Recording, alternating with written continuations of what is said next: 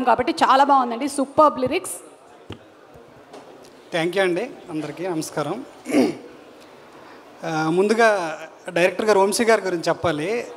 యాక్చువల్గా ఒక సినిమా కథ రాసుకున్న తర్వాత ఏ ప్రొడక్షన్ హౌస్ ఇంకా ఫైనల్ చేయకుండానే అతను ఇటువైపు టెక్నీషియన్స్ని అటువైపు ఆర్టిస్టులను కూడా క్యారీ చేశాడు అతను.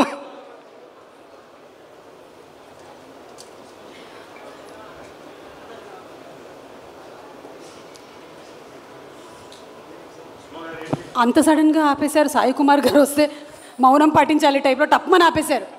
చూసారా, కనిపించే ఆ మూడు సింహాలు న్యాయానికి, ధర్మానికి, చట్టానికైతే కనిపించని అని మీరు ఎలా భయపెట్టారో చూసారా. సింహాచలం గారు స్పీచ్ ఆపేశారు. Please continue. అందరికీ నమస్కారం అండి.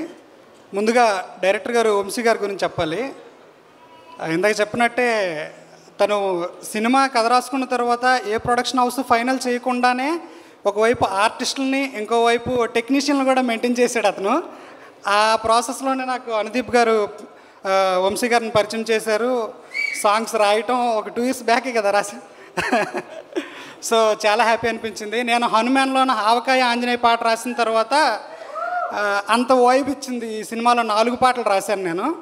సో ఇప్పుడు చూశారు కదా జాతర పాట ఎంత బాగుందో. అలాగే ఇంకా 3 పాటలు ఉన్నాయి, ఇంకా అవి రిలీజ్ కావాలి.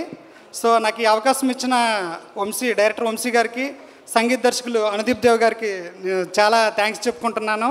అలాగే మా అందరికీ అవకాశం ఇచ్చిన పింక్ ఎలిఫెంట్ పిక్చర్స్ వాళ్ళకి, నిహారిక మేడం గారికి చాలా అసలు ఎగ్జైటింగ్గా ఉంది.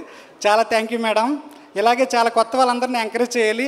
యాక్చువల్గా ఈరోజు ఇంక 2-3 లిరిసిస్టులు పెద్దవాళ్ళు రాశారు, వాళ్ళు ఎవరు రాలేదు.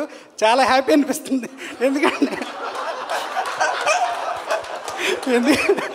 ఎందుకంటే నేను ఫోకస్లోకి వస్తాను కదా.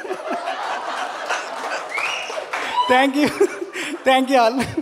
ఎందుకంటే ఇదంతా కొత్త వాళ్ళు, యంగ్ టాలెంట్, ప్రతి ఒక్కరూ అందరూ ఇప్పుడు వచ్చి స్టేజ్ మీదకి వచ్చి డ్యాన్స్ కూడా వేశారు కదా.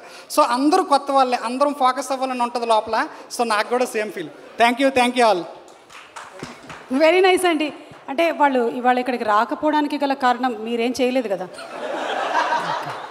కానీ వెరీ నైస్ అండి. నాకు తెలిసి తెలియకుండా నేను ఇదే ఫాలో అవుతున్నాను కొన్ని సంవత్సరాల నుంచి. వేరే యాంకర్లు చుట్టుపక్కల లేకుండా చేస్తూ ఉంటాను నేను. అసలు వాళ్ళు ఈ మాదాపూర్ ఏరియాలో ఉండరు చూడండి. మీరే